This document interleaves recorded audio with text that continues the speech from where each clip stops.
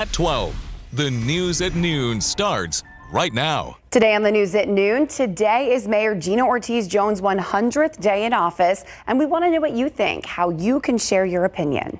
Plus, if you've been meaning to get your car into the shop, don't be surprised if the bill is higher than normal, why you could see rising prices. But first, that front that rolled through didn't deliver when it comes to rain right here in San Antonio. It did deliver other areas, but it brought us some nice temperature changes. Meteorologist Shelby Ebertowski is tracking the temperatures this noon. Shelby. Yeah, Courtney and Steph, and even when I walked outside this morning, I could still feel that humidity, but it wasn't as thick as it was yesterday, and we were still sitting a little on the cooler side, taking a look outside with live cam. But some areas did get that rain we were talking about the last few days. We were talking about that chance for more than 4 inches of rain, and that did happen for some people. Take a look at the rainfall totals of the last 24 hours. Most of us have the rain just to the south. We're talking near the Atascosa County line, but even as I pop on screen and we'll be zooming into areas of San Antonio, it wasn't much. Anywhere we did see rain was just to the west near Medina County, near Castroville. And if I take a little query, you can really see how little that rain actually was for portions of Medina County. And even as I go into areas of near Castroville, just about half an inch. But in San Antonio, really none. But just to the south, where you see that little bullseye of that red, that's where you get 3.5 inches of rain. And that was just over the last 24 hours. Most of that fell last night into this morning, and even the last 2 days, we did have a decent amount of rain fall, a little bit into San Antonio, but most of the rain fell just to the north and just to the south. And although, yes, we still need the rain in San Antonio, especially because we're still in that drought, it's all because of that low pressure system just in areas of the Great Lakes. It's giving a deep trough associated with the cool front that's also bringing some stronger winds behind that cool front and bringing some cooler temperatures. Yes, we're still sitting in those 80s in San Antonio, but we're still going to be cooler in the mornings. And even then, look at those humidity levels, 46% for that humidity right now in San Antonio, 50 as you go into Castroville and even closer into areas of the hill country. But it's still going to be cooler in the mornings, like I mentioned. I'll break down what you can expect for your morning temperatures and even your afternoon temperatures. Plus, take a look at the rain and what it means for our drought monitor. That is coming up in just a bit. All right, thanks, Shelby. Well, we have just learned the identity of the person whose remains were found outside a San Antonio business. The Bexar County Medical Examiner's Office has listed on their website the identity of those remains as Austin Thomas Wyrosdick. The remains were discovered on September 16th outside a San Antonio business by an employee that was cutting the grass. Their website has the date of his death listed as September 15th. We are still working to learn about this case, and we will bring you that information as we get it. Well, a man is dead after a shooting overnight at a southeast side apartment complex. Officers started their investigation around 11:30 last night. So this is in the 4800 block of Pecan Valley Drive, not far from East South Cross. Now, police left the scene because officers said they initially didn't find evidence of a shooting. Then the department got more calls and a witness reported seeing a body on the ground. That's when police went back to the area. And at that point, officers tell us they found the victim's body with multiple gunshot wounds between some vehicles on the property. That victim was pronounced dead at the scene, and we are working to learn more about him and what happened leading up to that shooting.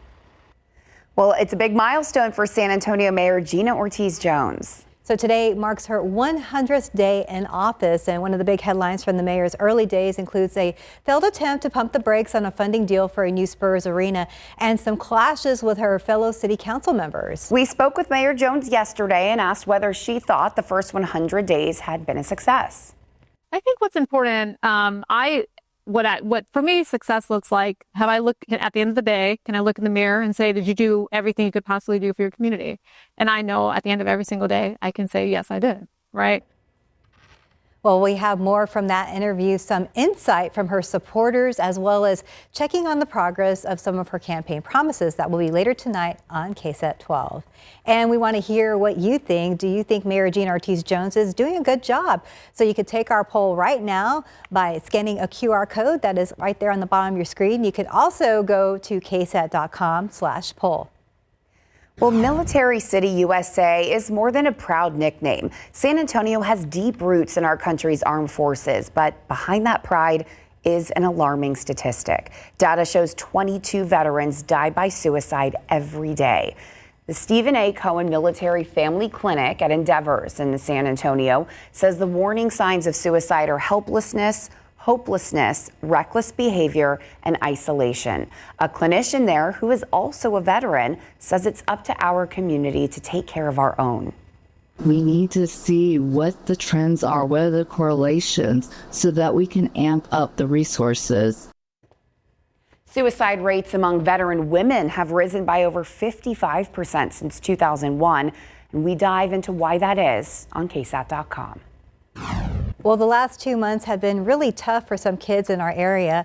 Since July, at least 9 children have been hurt, put in danger, or have passed away. So in just 2.5 weeks last July, 2 toddlers were found alone in different parts of Bexar County. Neighbors helped make sure they were safe, but the parents were arrested in both of these cases. Now, some tragedies came too late to prevent, like an 8-year-old boy who was shot by another child, and then the 3 kids left in hot cars who did not survive. So over this past weekend, 2 more children died. Their mother blamed a hot car. However, sheriff's detectives are investigating and have arrested her. It hurts us. It does hurt us when a child does pass. A lot of times these families are dealing with a lot of stressors. Well, this child safety specialist says that it takes all of us, parents, neighbors, to keep kids safe and to speak up when they see something. A grand jury has indicted the man accused of fatally stabbing the founder of Las Palapas. David Ruiz now faces murder charges in the death of his uncle, Edward Ron Acosta, who was killed in July. San Antonio police found Acosta's body inside a home near Blanco Road, just outside of Loop 1604. Investigators say Ruiz and Acosta had a dispute that may have led to the stabbing. Ruiz drove away from the scene but was later caught during a traffic stop in Kimball County. He's now being held at the Bexar County Jail on a $250,000 bond.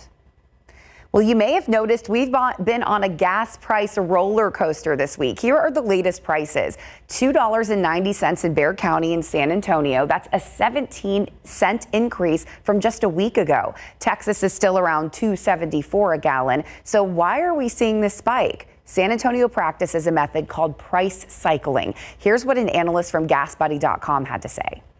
It's gas stations kind of waging a low-level price war with each other. Everyone seems to be lowering their prices by a couple of cents every day or two until stations run out of profit margin. That is, until they start selling at their replacement costs, which then triggers a big jump in prices. Stations essentially restoring their profit back to where it normally would be. Patrick Don says it usually takes about 7 to 10 days after the spike for the price market to reset and go down. So here's his advice. Once you see prices start to increase, go ahead and try to fill up. Well, the Trump administration's tariffs on imported cars and parts have rocked the auto industry. President Donald Trump is hoping the added tax will push many automakers to open plants in the U.S. and create more jobs back home. But while many automakers are absorbing tariff costs, buyers are still experiencing higher prices. Here's a breakdown of how much more you can expect to pay. If you're in the market to buy a pre-owned car, be prepared for some sticker shock. If you walk in there blind and you have no idea what the numbers are going to look like, I think you're going to be offended when they present numbers to you that you didn't expect. Joseph Yoon with Edmunds says used car prices skyrocketed during the early pandemic when manufacturing and imports halted. The auto industry is still recovering.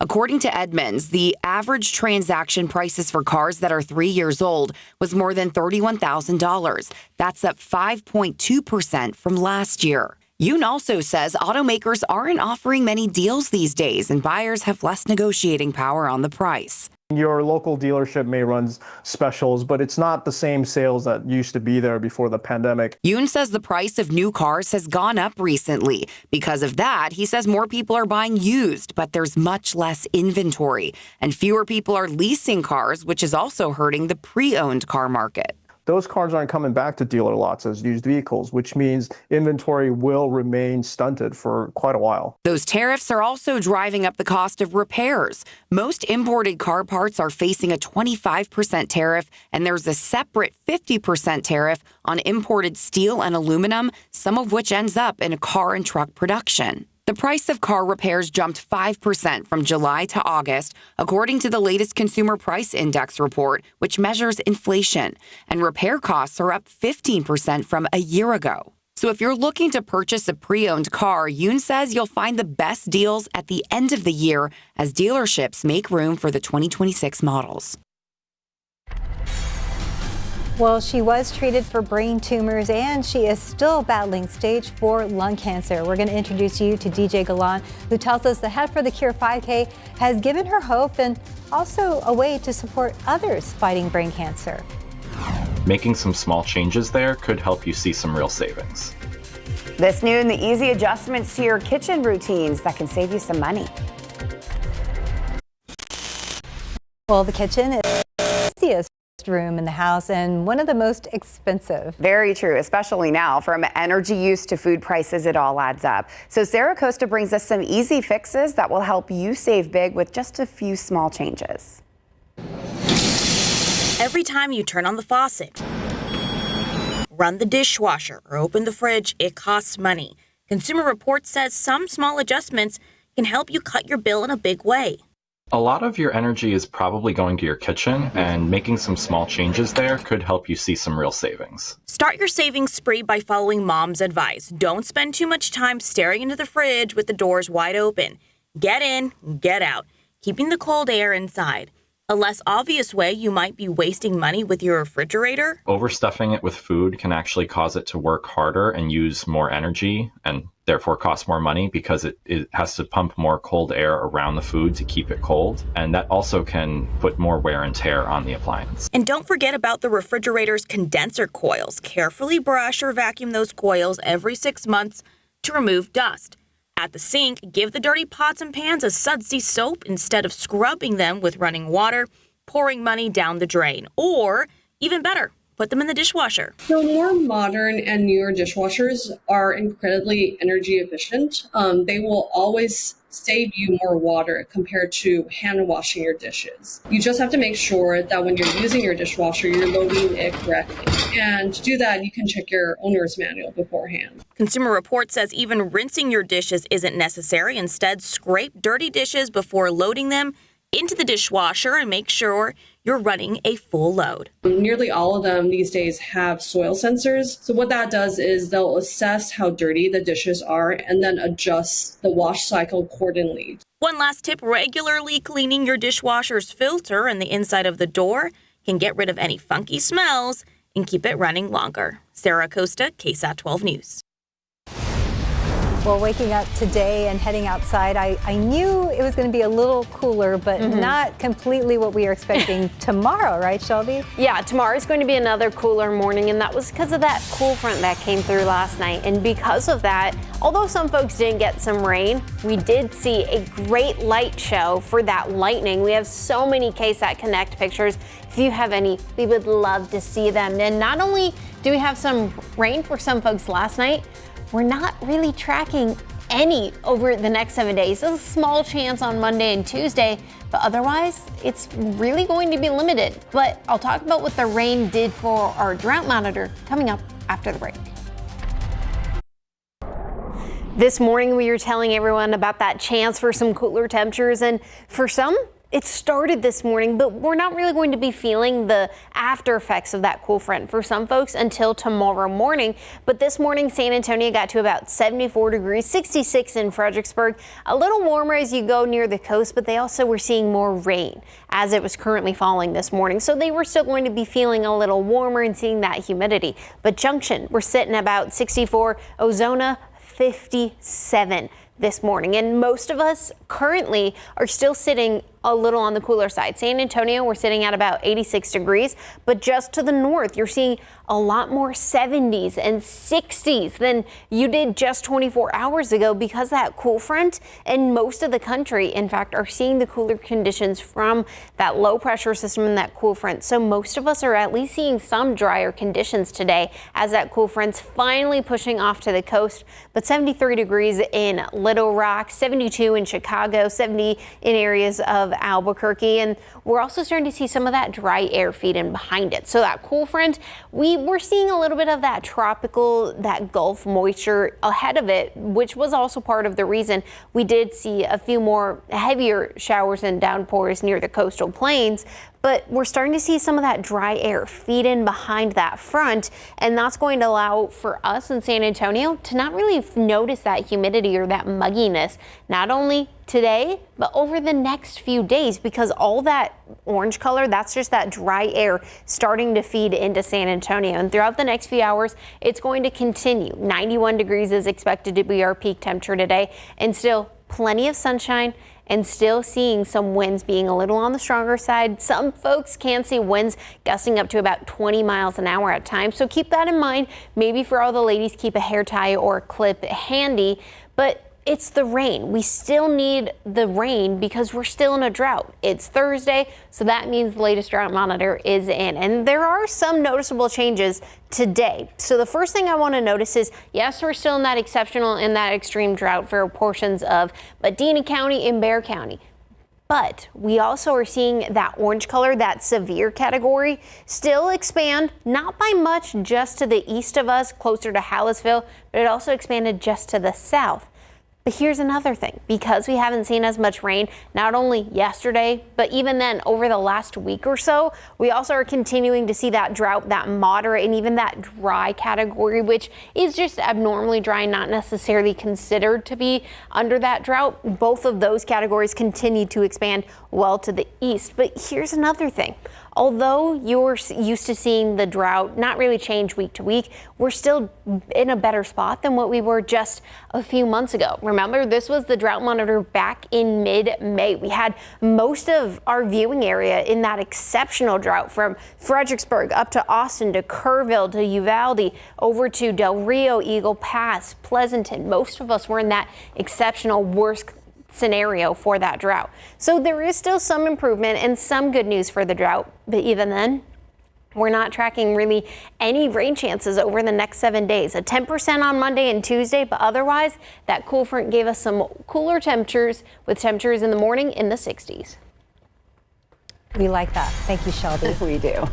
Well, a local woman crediting the support and love of her son, her husband, and her family for helping her push through the tough times. And those tough times include being diagnosed with stage 4 lung cancer and finding out that she had brain tumors. We're going to tell you how she says the upcoming Head for the Cure 5K helps her as well.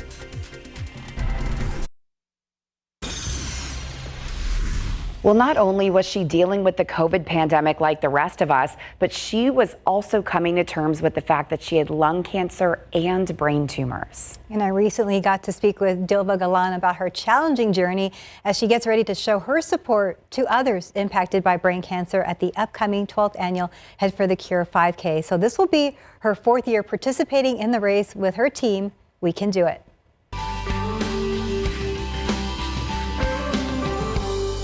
When Dilba Galan, also known as DJ, was diagnosed with stage 4 lung cancer in 2020, she says she had no idea that she was living with cancer and didn't realize that the cancer went beyond her lungs. Not only did I have it in my lungs, but I had it in my liver, my bones, and also my brain. I had brain tumors. My doctor decided to do the radiation to my brain first to attack that part. DJ says that 10 days of treatment stopped the brain tumors from growing, but she is still battling lung cancer. Everybody has been such a great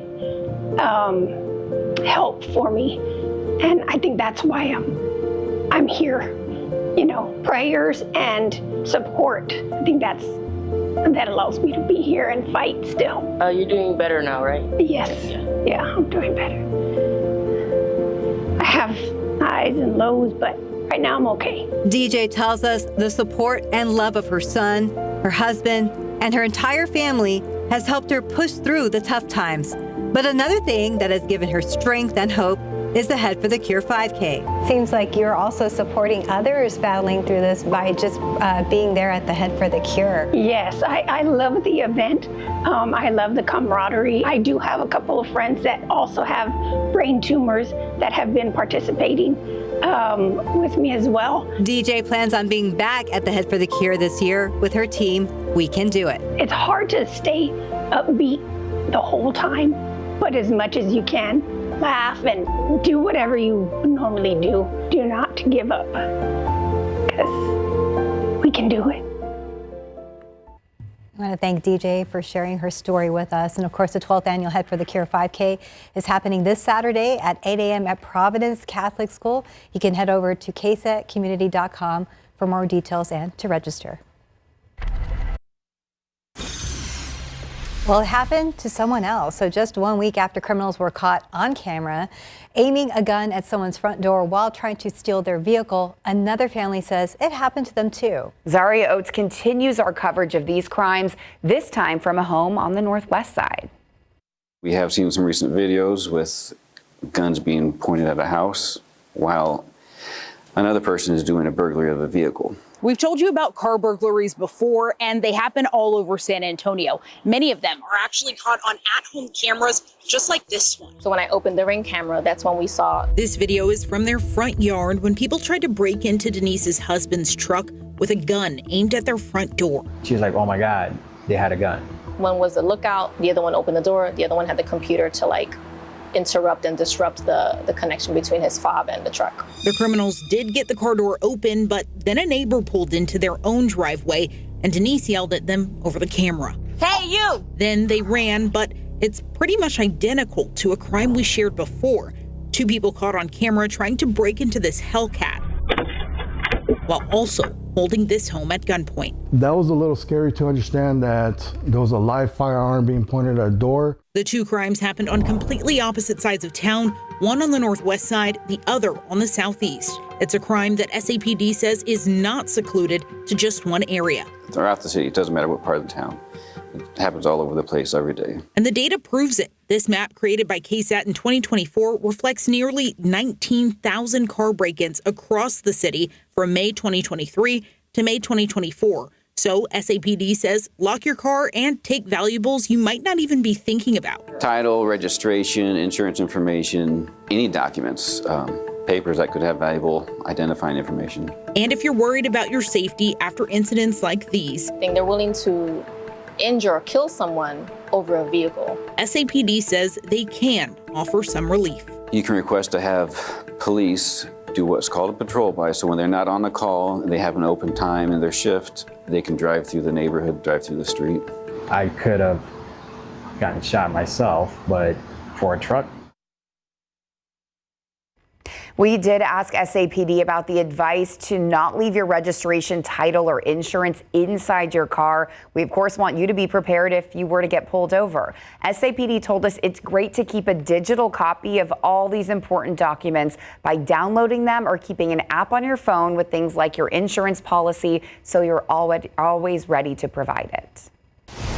Look out there with live cam. We are warming up today again. I know it was a weak cold front yesterday, Shelby, but I actually did feel the difference. I picked up my daughter from school and I walked outside. I was like, oh, okay, this is a little better. A little bit, yeah. It's a small change, and it technically came through early evening yesterday. So when I was up on the roof during our 5 p.m. show, I noticed the first thing was the wind. It was definitely breezier, and that humidity was a very small, subtle change. But it's still, you're still able to feel it. 86 degrees right now in San Antonio, and we're still going to stay dry through the next few hours, getting to 91 already at 3 p.m. Our peak temperature day is expected to be a few degrees warmer, but we're not expecting a big change with this cool front, except for our morning temperatures. Our average low is about 67 degrees at this point. The last few mornings, we've been sitting in those low 70s, even the other day we were getting to 76 degrees starting out. Here's a look at what you can expect for your morning low temperatures over the next 7 days. 67, 67, 69 degrees on Monday, and this is going to be normal. We're getting more seasonable. We're getting closer to average, a little more fall-like if you even insist, because we're going to be sitting a little cooler because of that cold front. And even this weekend, our afternoon temperatures, we're not expecting a big difference with that cool front, but it also allowed us to see a little bit of the sunshine, and that's going to continue throughout the week. Finally starting to see some sort of clouds return to the forecast on Sunday, and that's due to some excess tropical moisture returning to San Antonio Monday, but not really providing much of a difference for the actual rain chances.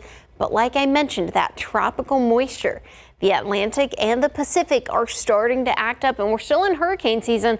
I'll break down what you need to know, especially how it could have an impact for the East Coast, coming up in just a bit. All right, thanks, Shelby. Well, there may be some hope for those living with Huntington's disease.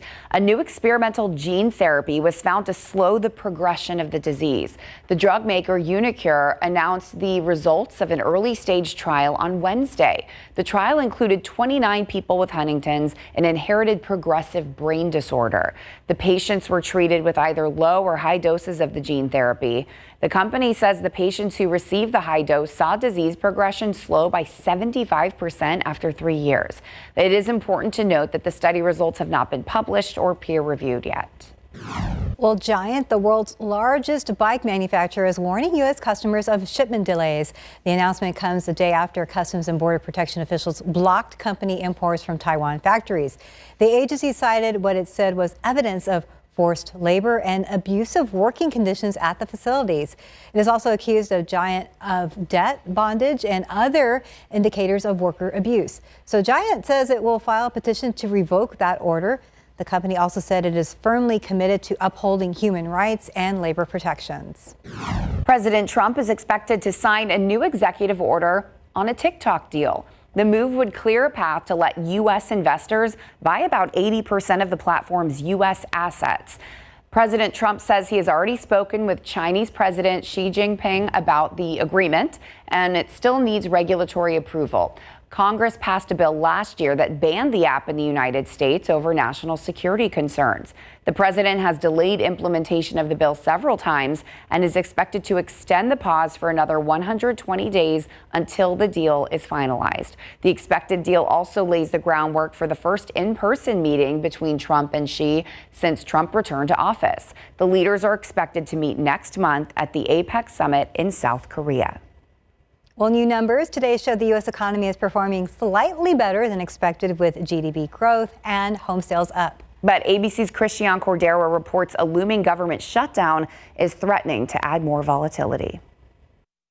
Today, some good signs around the housing market and economy overall. New numbers from the Commerce Department revises the GDP growth to show the U.S. economy grew 3.8% in the second quarter of this year.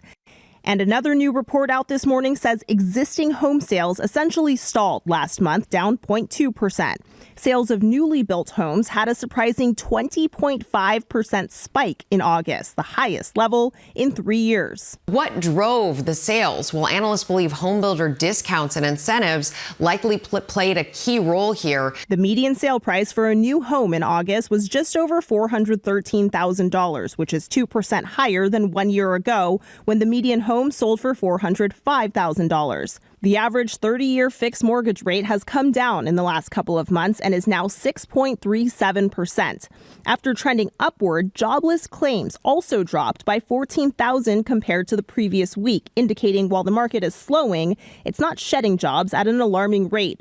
Clouding the horizon, a potential government shutdown if Congress does not pass a spending bill by the end of the month. The White House has directed federal agencies to prepare for mass firings in the event, quote, Democrats decide to shut down the government.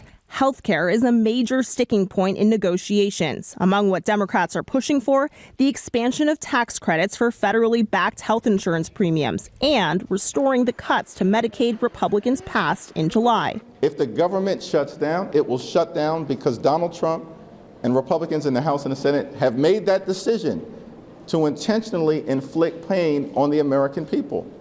The Senate rejected both of those proposals. Republicans control both chambers of Congress, but funding bills require a supermajority to pass, which means at least some Democrats would have to vote in favor. Christiane Cordero, ABC News, Washington. A child that's only months old already proving that she's a fighter. She's battling a rare form of cancer. How her family is spreading awareness about the illness.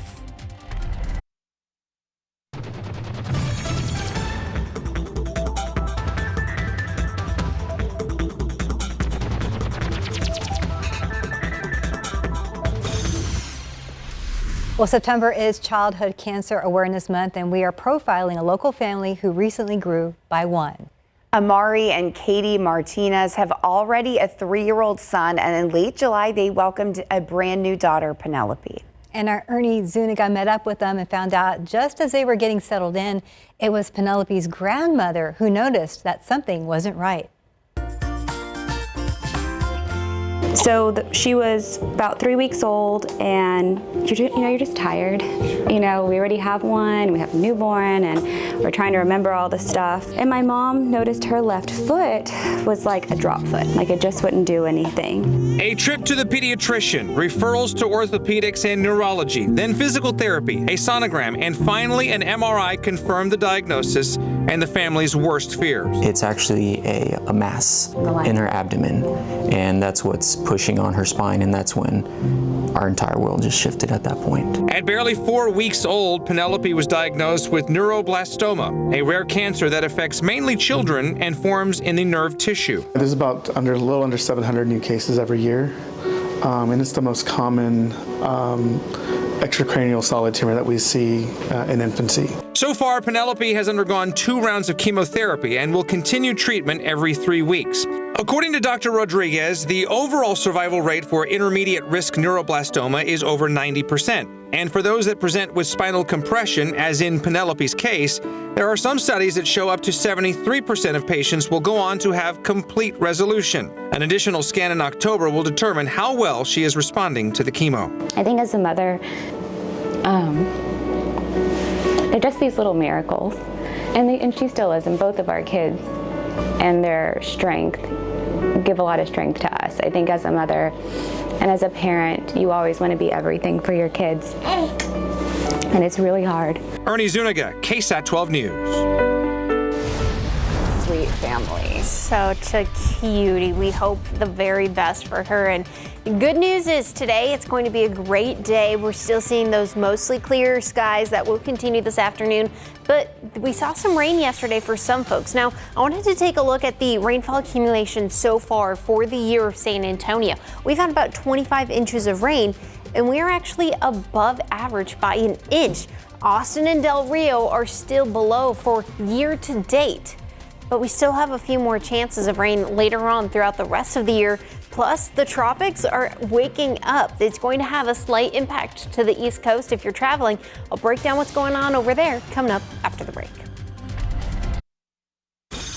Well, we are anticipating a cooler morning tomorrow, which is good news, but we're not really getting that rain that we wanted. No, and I know a lot of people, they want the rain. We're still in that drought, and it's Thursday, like I mentioned earlier. That drought monitor's not a difference, but we're also still in hurricane season, and normally September, end of August to early October is when we normally get the most activity, at least in the Gulf for San Antonio. But take a look at the tropical name. We have used A through H. Humberto was just named yesterday, but we still have a few more names to cross off the list, and it still is hurricane season. So the peak of hurricane season was actually September 10th.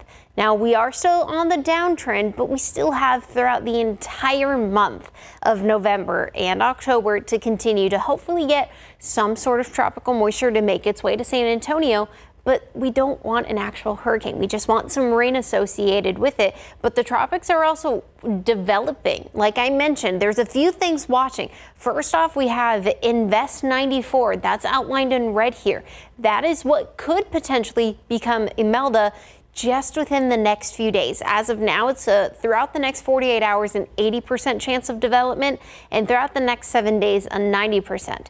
But just its neighbor, just to the north and to the east, is where we see Humberto, which is a tropical storm, and Gabrielle. It is still a hurricane after moving into cooler waters and moving eventually closer as we get into Europe. But once again, these two storms, Invest 94, El, and even Humberto, that's what we're watching to have that chance of some impacts to Bermuda, and even the riptides and the waves and all that could eventually bring some moisture to areas along the eastern seaboard. So here's kind of what we're watching. Humberto is still a tropical storm as of the latest update. As of the 1 p.m. update that hasn't yet come into our graphic system, it's still a tropical storm producing 45 to 50 mile an hour winds.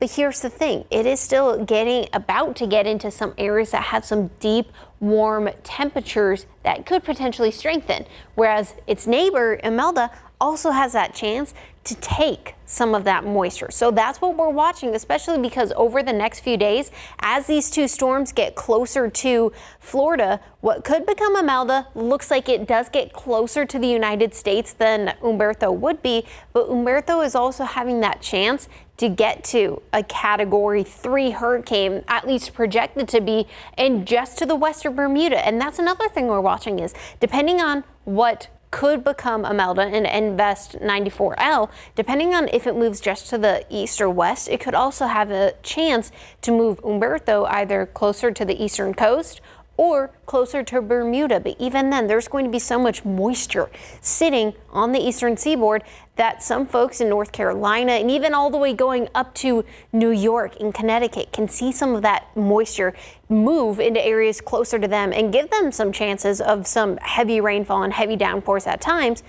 But even the Pacific is also getting a little more active. We have Hurricane Narda, still a Category 1 hurricane, almost a Category 2 hurricane. And the good news is it's just projected to stay off the coast of Baja California, not really having an impact to them. But for us, we're not expecting any sort of tropical wave coming. We are expecting some normal Gulf moisture to give us a few chances of some showers Monday and Tuesday, but otherwise temperatures still staying in those 80s, morning temperatures in those 60s, and a relatively cooler and quieter and more comfortable weather forecast throughout the rest of the week and even into the weekend, guys. All right, looking good in the mornings. Thank you, Shelby. Well, some local high school students have the chance to buy a fresh outfit during their lunch periods, and they don't even have to leave campus. The thrift store that caters to students and supports a good cause. Well, when it comes to shopping for clothing, looking good at an affordable price is a goal for many students. But it can also combat bullying and insecurities in high school. That's the goal for a nonprofit created by students at Clemens High School in Schertz. Our Sarah Costa shows us Clemens Closet, a thrift store on campus for students to shop trends at prices that they can afford. I've bought some shorts. I've bought multiple t-shirts. A thrift store in the middle of Clemens High School, open during lunch period for anyone to shop. That's actually cute. It's popular and sells some good stuff. What was the name brand? What were the leggings? Lululemon. It's a pretty nice legging. Were you the one that scored those? I did not. But someone lucky did. The Gap? Selling name brand thrifted items at very low prices, only $3 for tops and $5 for bottoms. The concept is simple. Take donated clothes from the Clemens community, wash them, and sell them at low prices with the proceeds being donated. The store was created by high school seniors Shelby Houston and Ledger Kling when they were sophomores for a project. We were looking for a creative way to raise money for charities, and we wanted it to be interactive for students. They raised money for the nonprofit Boysville, but Clemens Closet has become a place for students to feel confident in what they are wearing without having to worry about the price. Making kids in high schools feel more confident. It shouldn't matter what financial standing you had. You should always be able to feel confident in what you're wearing. Yeah, it looks good. Ledger says staying trendy is very expensive. I see all these prices and they're extremely high, $50 just for a t-shirt. Ava Samaniego shops and works at the store. She says so many people shop at Clemens Closet, it's all the same. Personally, when I've worked at the store, I can't tell who is maybe struggling and who's not. I just think everyone is the same, and I think everyone should be treated the same, no matter what they're wearing. Both Shelby and Ledger say they will pass down the store to other students to keep it running after they graduate. They hope that other schools get inspired to start similar projects. Sarah Acosta, KSAT 12 News. Now, as that cold front came through yesterday, it did increase molds to being moderate levels, but ragweed and pigweed are still both sitting low, although some people's allergies, I know I've been sneezing a ton, but otherwise nothing really to complain about for the pollen count. But the cold front also did allow that humidity and the dew points to be a little more pleasant throughout the next week or so. Not really seeing mostly muggy conditions. There might still be a few mornings, especially next week, where you might still be waking up feeling a little muggier, but it's definitely going to be better than what we were. And even for our morning temperatures on your 7-day forecast, 67 to even 69 degrees is what you're expecting. Still a little closer to our average temperature in the mornings of 67, but our average temperature in the afternoon is 89 degrees today, starts to be 88 starting tomorrow, I believe. So we're still going to be sitting above average for our afternoon temperatures, but it's definitely going to be a little cooler in the mornings. That'll be great. A reason to wake up early and enjoy the weather. Great running weather. It is, definitely. Thank you, Shelby. Thank you so much for joining us. Have a great rest of your day.